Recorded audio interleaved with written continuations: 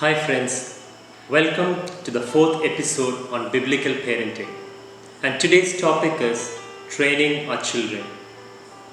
I'm going to read to you a portion of scripture from Deuteronomy chapter 6, verse 6 onwards. It says, "These commandments that I give you today are to be on your hearts. Impress them on your children.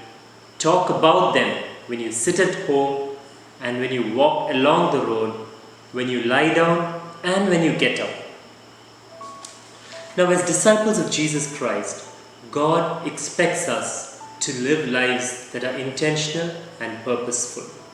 And the same goes with parenting. Training our children has got to be a primary responsibility of every parent.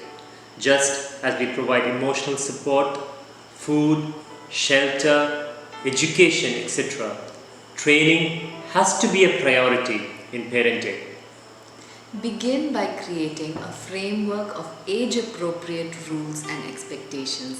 Sit down with your child and explain the rules they are expected to follow. Don't forget to make the consequences of rule breaking clear. And speaking of consequences, these cannot be empty threats but must be followed through, keeping the end goal in sight. Remember, you are dealing with a symptom here. Go deeper during a non-conflict time and talk to your child about the heart issues that cause them to break the rules. It's important to train in peacetime because both ours and the child's minds are clear and calm. So, as parents, we are called to discipline our children and not to punish them. In fact, the word discipline is derived from a Latin word disciplina, which means to instruct, to teach, and to train. So, when we actually talk about disciplining, we are essentially instructing them and training them and teaching our children the expectations that God has for them, and as parents, what we have for them. Now, along with the expectations, we also talk to them about the consequences when the rule or expectation is broken. Now, disciplining is proactive, while punishment often is reactive. Now, punishment would often involve threats and random consequences which are haphazard depending on the mood of the parent.